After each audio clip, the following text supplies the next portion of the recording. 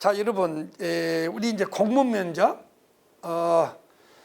이제 시즌에 임박했습니다. 오늘 주제는 인공지능처럼 알아듣자. 요즘에 이제 인공지능이 사람보다 더 빨리 학습을 합니다. 그래서 어떠한 패턴을 찾아서 내가 나를 이해하는 것보다 나를 더 잘하는 게 인공지능입니다. 그래서 이런 AI처럼 어떤 질문을 해도 알아듣고 대답을 인공지능처럼 하면 안 되겠죠? 사람이 진실하게 말하는 그런 공무원 면접, 이게 바로 프레임입니다. 그래서 이제 제가 여기 이제 강의할 교환인데 이 아주 잘 돼 있어요. 이제 프레임이 전부 38개 공식입니다. 원래 이제 프레임이라는 것은 인지심리학에서 말하는 인지의 틀, 사고의 틀이라는 것이죠. 가령 여러분은 우리가 이제 자주 가는 뷔페 식당에 가서 대충 눈으로 보지 않고 대충만 봐도 그걸 정확하게 어떤 음식이 있고 어떤 음식이 오늘은 안 나왔다는 걸 아는 것은 자주 가는 단골 뷔페 식당의 메뉴에 관한 틀이 머릿속에 박혀 있기 때문에 그렇습니다. 또 어떤 사람이 돼지를 애완 동물로 기르면서 돼지에다 옷을 입혀가지고 하얀 돼지 목줄을 달아서 이렇게 끌고 간단 말이야. 그런데 우리는 그걸 분명히 돼지로 본 것 같지만 그러네요. 천천히 보면 돼지인데 무슨 아주 살이 많이 찐 애완견이구나, 이렇게 인식을 합니다. 그것은 우리 머릿속에 애완동물 그러면 애완견 아니면은 애완묘, 이렇게 고양이로 인지구조가 되어 있기 때문에 그래요. 그래서 그런데 이제 거기에 애완동물에는 애완돼지도 있다, 이런 인지구조 프레임이 하나 들어가 있다면은 이분은 특이하네, 돼지를 기르고 있네, 이렇게 우리가 알 수 있는 것이죠. 그리고 참조로 우리가 돼지는 어쩔 수 없이 그렇게 기르지만 아주 청결을 좋아한답니다, 목욕을. 그리고 우리가 생각보다 굉장히 영리하다고 해요. 그래서 음식도 정확하게 구별을 하고, 음식도 한 번만 이렇게 먹어보면 그걸 기억을 해서 정확하게 맛을 구별한다고 합니다. 그래서 여러분이 이제 프레임을 이렇게 정리를 제가 하는데, 원래 이제 제가 그 면접이나 어떤 책을 읽을 때 파악하는 프레임이 되게 20분이면 된다고 좀 말씀 좀 드려요. 그래가지고 38개 프레임을 동원을 합니다. 그런데 제가 이 강의를 할 때 문제로 삼는 것은 이 38개를 압축한 11개고, 그 다음에 여러분이 마지막 정리할 때는 또 11개 중에서 그 유사한 그런 프레임을 합치면 7개가 돼요. 여러분의 촉기라면 이 정도는 한 3일 정도 이렇게 좀 집중 연말을 하면 대한민국의 모든 면접은 흔하게 꿰뚫고 대답을 하고, 여러분이 면접 강의를 해도 부족함이 없을 것이라고 생각합니다. 그래가지고 이 프레임을 기역, 니은, 디귿 이렇게 해서 쭉 배열을 했어요. 이렇게 지읒, 치읒, 기역, 디귿, 비읍, 히읗, 이런 식으로 했어요. 그래서 여기에는 가정학교 사회 모델이 있습니다. 가령 부패의 원인이 뭐라고 생각하냐, 이렇게 면접이 나오죠. 그러면 가정학교 사회 모델로 풀 수가 있어요.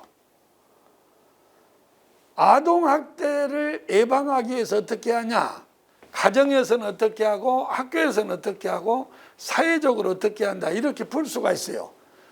저는 이런 모델로 답을 만들지 않고 요 지읒에 있는 제도와 의식 이것으로 답을 만들었습니다만은, 그러니까 이제 제도에는 다시 법률, 기구, 인력, 예산, 의식은 인식인데 문화, 또 무슨 뭐 민감성 부족 이런 거. 그래서 우리가 아동학대를 예방하려면 관련 법규에 아동학대 아주 처벌 규정, 그리고 그 아동학대를 전담하는 기구와 전문성 있는 인력풀을 만들어서 예산도 많이 줘가지고 제도 인프라를 갖춰야 한다. 근데 그보다 더 중요한 것은 아동학대에 대한 인식이 개선이 돼야 된다. 아동학대는 범죄다. 아동학대는 인류의 보편적 가치를 침해하는 아주 흉악한 것이다. 그래서 이것은 용서받을 수 없다고 하는 이런 교육 공부를 통한 인식의 전환과 경각심 고취가 중요하다. 이렇게 문제를 만들었지만은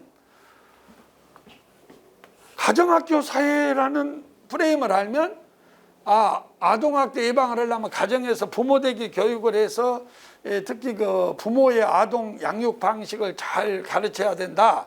그리고 학교에서 교육과정을 통해서 조기에서부터 아동학대를 예방하는 걸 가르쳐야 되겠다. 그리고 학교에 이 아이들을 가르쳐 놓으면은 그 아이들이 아동학대의 주된 대상이 되잖아요. 그 아이들이 아동학대가 뭔지를 아니까 이렇게 자기를 보호하고 방어할 수 있구나. 그래서 사회가 이 아동학대에 대해서 우리가 지금 많이 아동학대에 대해서 그 경각심이 고취되고 있지만 이걸 더 공론화해서 사회 시민 전체가 아동학대에 대한 파수꾼이 되도록 해야겠다. 이게 훌륭한 답이다 이 말이야. 훌륭한 답이야. 그러니까 이런 모델을 가지고 저는 이것은 문제를 만들지 않았지만 이런 걸 가지고 이렇게 어떤 대상을 진단해 볼 수가 있다. 그래서 이런 식으로 하면은 여러분이 TV 시사 토론 같은 데 가서도 얼마든지 얘기를 할 수 있고, 저는 바로 이런 것 때문에 시사평론가들하고 이런 프레임을 공유 조건이 있습니다만은 공유를 하기로 하고 있다. 그 다음에 요 기억에 있는 게 뭐냐면 갈등이에요. 갈등. 여기 이제 리을이니까 여기에. 근데 이걸 제가 빨간 글씨로 쓴 것은 갈등에 관하여 보고서를 한다. 이 면접을 최근 2년치만 봐도 한 80문제, 100문제가 됩니다. 그만큼 이 갈등, 예를 들면은 뭐 가족 간의 갈등이 있을 때 어떻게 했냐, 동료와의 갈등이 있을 때 어떻게 하느냐, 상사와의 갈등이 있을 때, 뭐 상사의 업무 스타일이 있을 때, 이것은 전부 갈등 이론으로 풀어나갈 수가 있습니다. 그렇기 때문에 갈등 이론에서는 여러분이 이렇게 공부하시면서 행정학, 경영학 이런 거 많이 공부하셨죠? 심리학? 그래서 그 갈등의 원인이 있잖아요. 뭐 인지적 갈등이냐, 경제적 이해 갈등이냐, 권한 갈등이냐, 절차상의 갈등이냐, 이러한 갈등의 유형. 그 다음에 이제 갈등의 해결 방법에 5가지가 있잖아요. 윈윈 전략인 협조, 그 다음에 지배, 그 다음에 타협과 협상, 양보, 순응, 회피, 요것만 알면 어떤 갈등이든지 충분히 풀 수가 있다. 그래서 이 갈등 모델은 무조건 정복해야 합니다.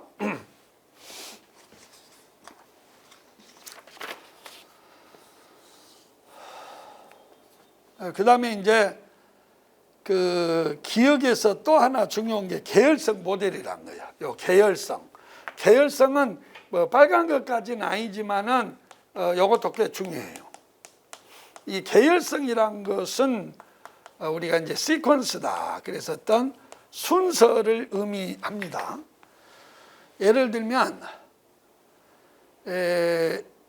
우리 교행직 같으면은 학교에서 학교 폭력이 일어났을 때 어떻게 하겠느냐. 또 일반 행정직은 직원이 싸맸다. 어떻게 하겠냐. 또 성폭력 장면을 봤다. 어떻게 하겠냐.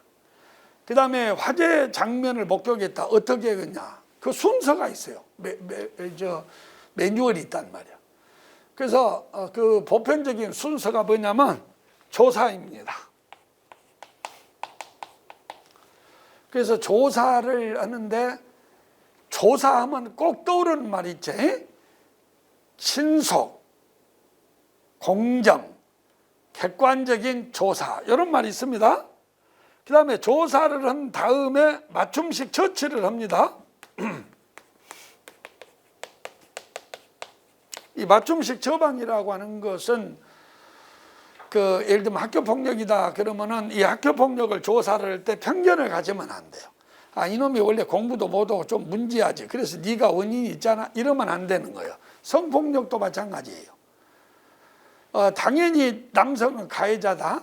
이렇게 생각하고 어떤 주관적인 편향을 가지고 조사를 해버리면 그 객관적 조사가 안 된단 말이야. 그 다음에 맞춤식 처치는 그게 학교 폭력이면은 병원에 갈 정도의 학교 폭력이냐, 자체적으로 해결될 만한 폭력이냐, 여기에 따라서 즉각적 맞춤식 처치를 해야 되고 성폭력도 마찬가지가 되는 것입니다. 이 처치에서 아주 이제 이런 데서 중요한 것은 뭐 비밀 유지라든지 이런 맞춤식 처치에서는 제일 중요한 것이 어떤 2차 가해가 가해지지 않도록 하는 것이 중요합니다. 그리고 맞춤식 처치라고 하는 것은 가해자, 피해자에게 합당한 상응한 처벌, 즉 이제 그걸 뭐라고 하면 신속하고 안전하고 강력한 처벌을 해야 하는 것입니다. 여기서 신속이라고 말은 학교폭력 신고를 했어요. 또 직장 내 성희롱 신고를 했어. 근데 이것이 함흥차사예요. 언제 해결이 되냐 이런 게 안 돼요. 그러면 사람이 학습된 무기력감에 빠져요. 요거 신고해봤자 남성 위주의 문화에서는 안 되겠구나. 학교에 신고해봤자 나만 바보가 되구나.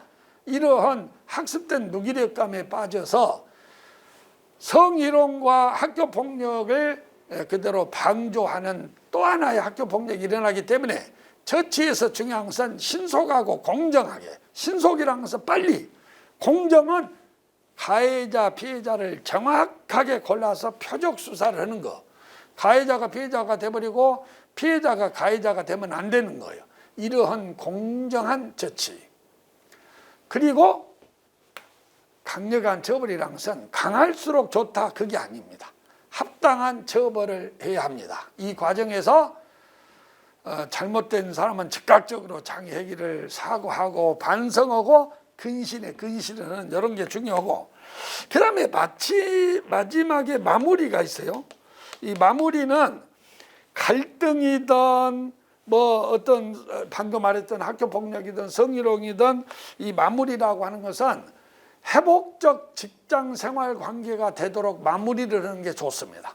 우리 친구 사이에 둘이 싸맸다거나 직장에서 상하거나 어떤 갈등이 있을 때 마무리는 원상태로 돌아갈 때, 그러니까 이제 뭐 이런 일로 인해서 너와 내가 이렇게 더 서먹서먹해진다든지 인간관계가 해치다든지 팀워크가 깨지면 안 된다라고 원상태로 돌아올 때 이것이 조직 재통합의 계기가 된 것이고 비온 뒤에 땅이 굳어진 것이고 이기가 기회가 되는 것입니다.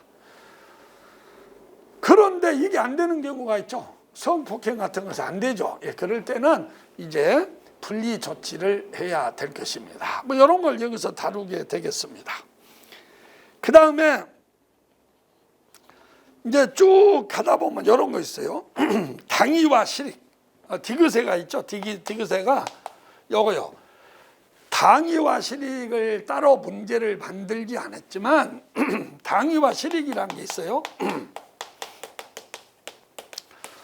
자, 우리 제주도에다가 난민 수용소를 만든다. 어떡할래? 그 다음에 군대 가산점 폐지한다. 찬성하냐 반대하냐?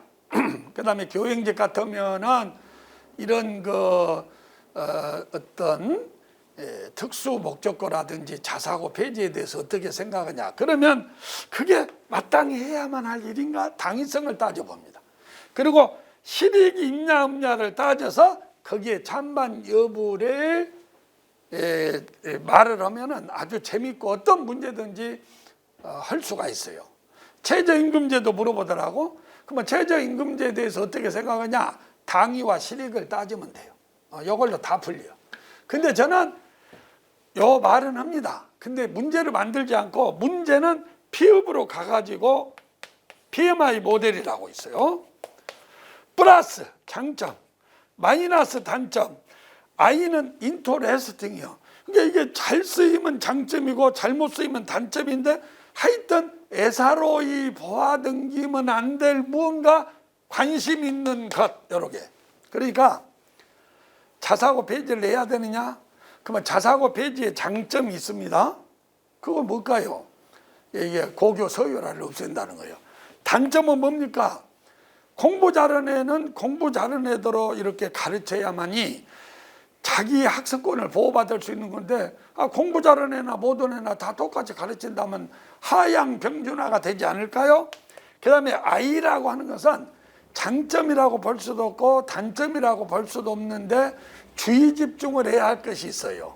그런 것을 찾아서 P가 M보다 크면 장점, 요것이 찬성, M이 더 크면은 자사고 폐지 반대 이렇게 하면 되는 거예요.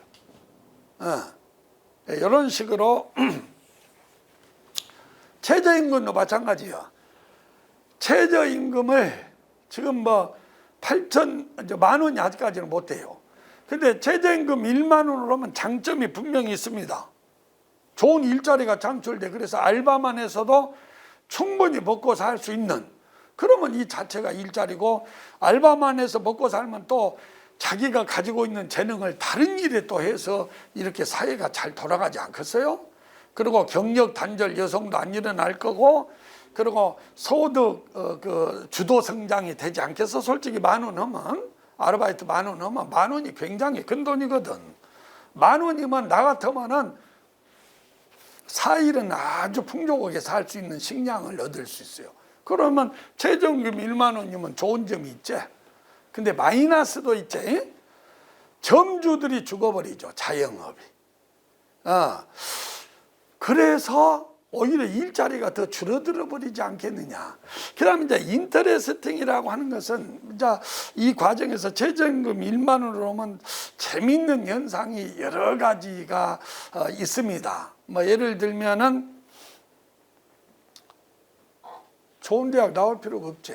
1만 원은 좀 안 되겠지만은 좀 시간당 베이를 한 15,000원이나 2만 원 해. 그러면 하루 가서 한 5시간 열심히 한단 말이야.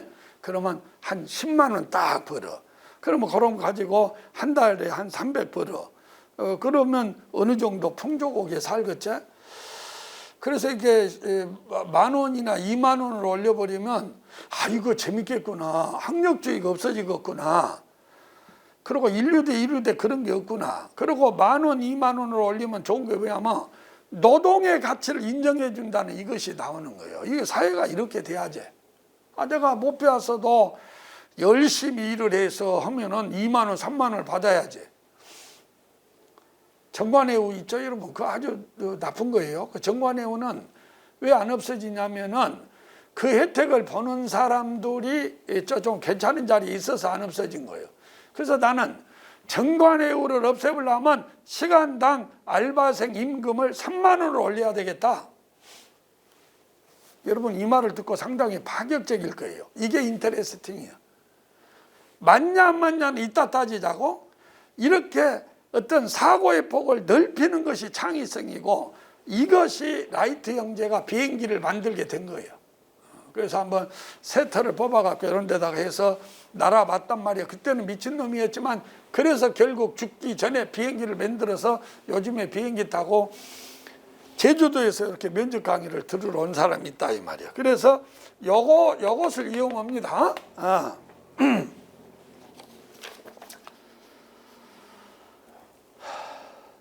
그 다음에 여러분 미음에서 주로 다루는 것은 미래교육입니다.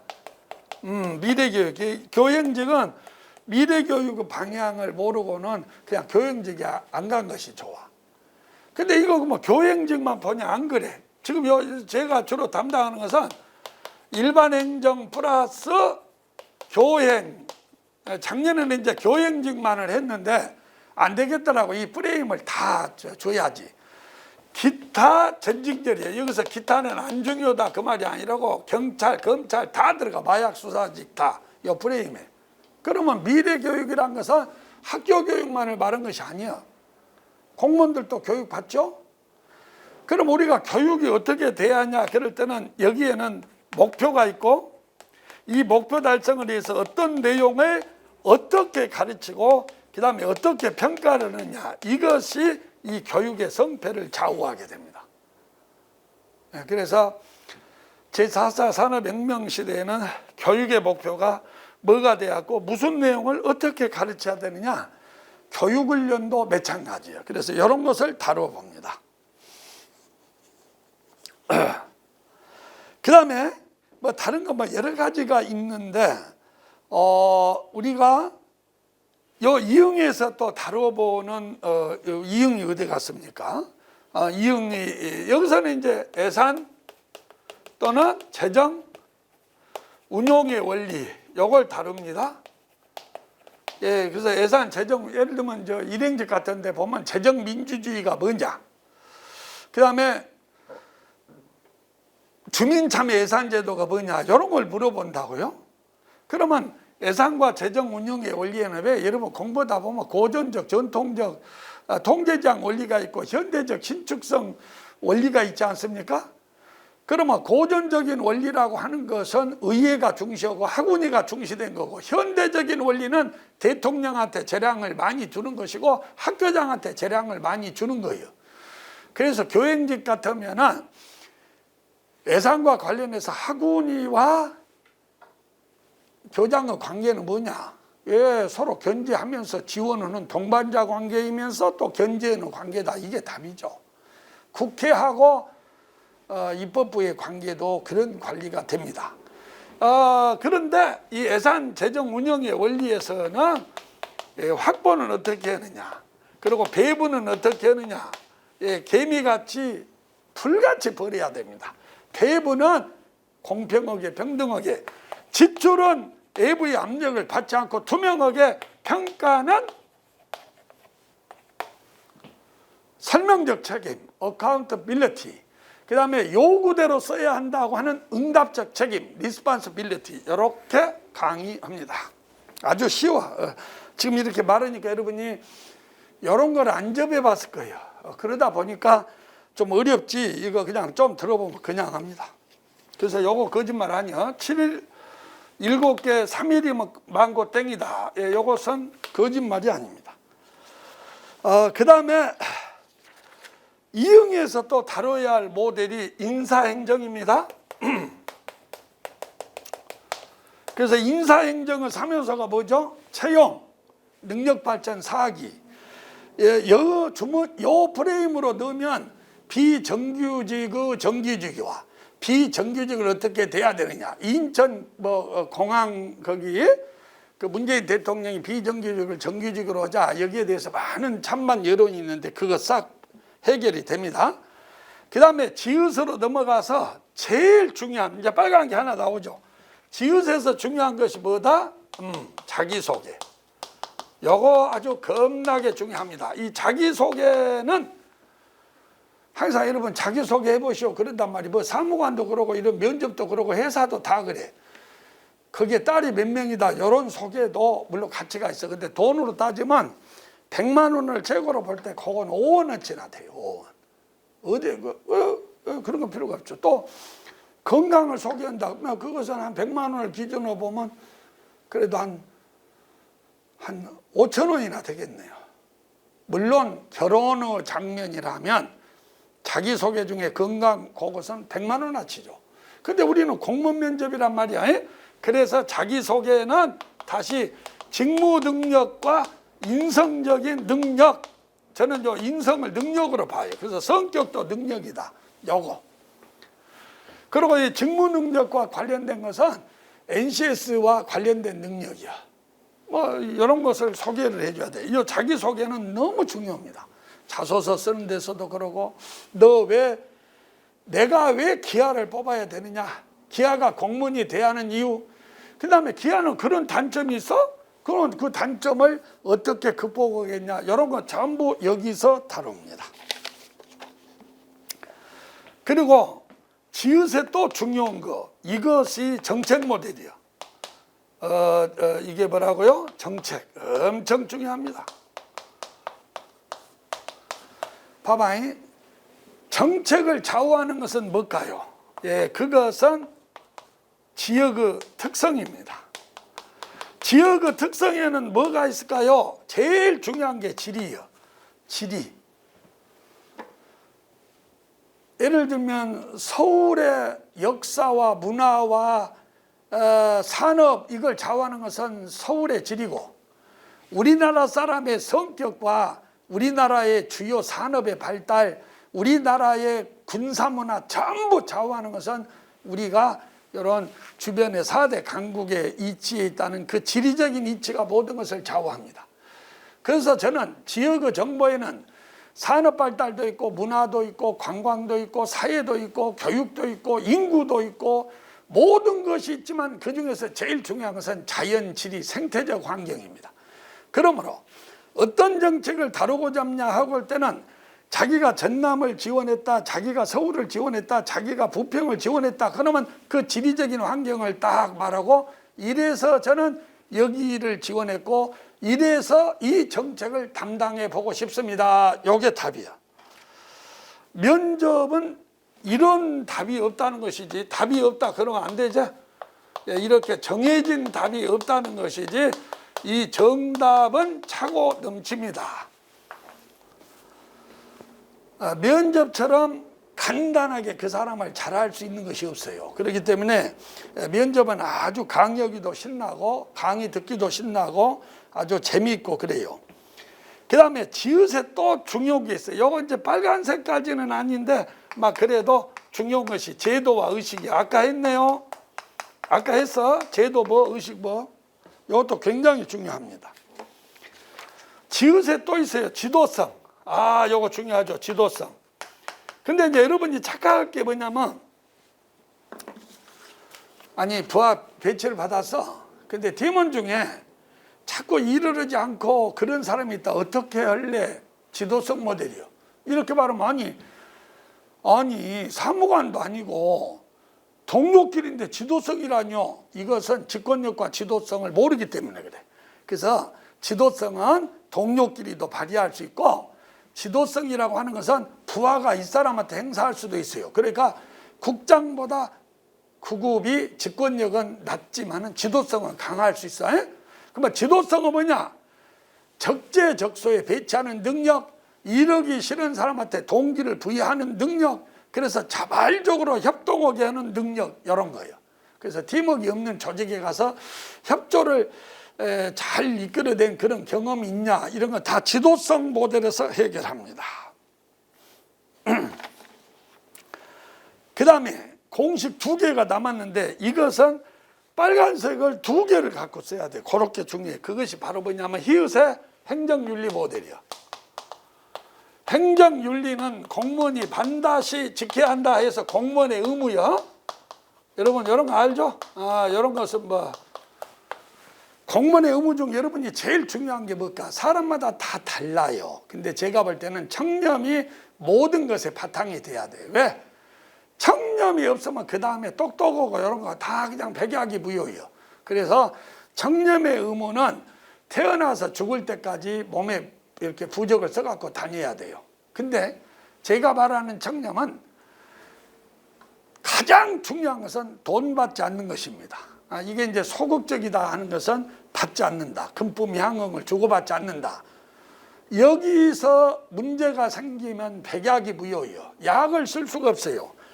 자기 아버지가 형님이 대통령이어도 청렴의 의무에 어긋나면 약을 쓸 수 없어. 그래서 가장 바보가 청렴하지 않고 가장 영리한 사람이 청렴의 의무다. 그래서 청렴의 힘이 가장 크다.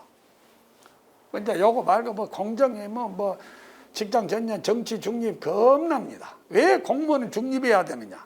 어째서 교육은 중립해야 되느냐? 그런 거 여기서 다루는데 이건 굉장히 중요해요. 근데 이것보다 제일 중요한 것이 행정윤리, 행정 이념이야. 행정의 기본 원리, 요것은 별표 5개요. 그래서 제가 요 문제하고 요것이면은 면접 다 끝나버려. 면접을. 그래서 가령 이제 그 행정의 이념이라는 것이 뭐냐면 합법성, 합목적성. 여러 번 하다 보면 뭐 공공성과 공익과 사익이 충돌할 때 어떻게 했냐. 다 공익이다. 예, 그건 답이 아니야. 예, 그건 잘못된 거예요. 사익 없는 공익이 없거든. 여기에서 이제 그 벤담의 공리주의, 절대다수의 최대 행복이 행복이다 뭐 이런 것이 나오고 공익 실제서 공익 과정설이 나오는 것이에요. 그 다음에 여러분, 합법성이 굉장히 중요합니다. 그런데 장소에 따라서 다르지. 내가 아까 말했죠. 내 건강이 어쩌고 어쩌고 이런 것을 내가 면접에 바쁜 여러분한테 내 건강이 어쩌다 보기보다 건강이다 이런 것은 중요한 정보가 아니에요. 그런데 총각이 결혼할 때 배우자한테 이것은 제일 중요하듯이 합법성은 공무원한테 굉장히 중요합니다. 그러나 때로는 이 합법성이 민주성을 침해하기도 하고 공정성을 침해하기도 하고 즉각적 응답적 책임 민주성을 침해하기도 한다는 점에서 공무원은 항상 균형추 역할이 중요해요. 그것이 균형성이라는 거예요. 이런 거 다뤄요. 그래서 아주 극단적으로 말하면 요거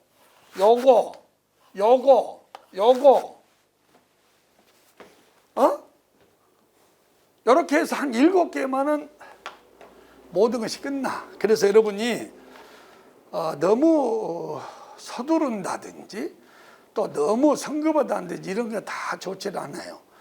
그리고 이제 이 공부를 하는 사람들은 뭘 알아야 되냐면 진짜 타임이 골드예요. 골드. 그래서 여러분이 시간을 아끼려면 전략도 잘 세워야 되고 공부에 왕도가 없다.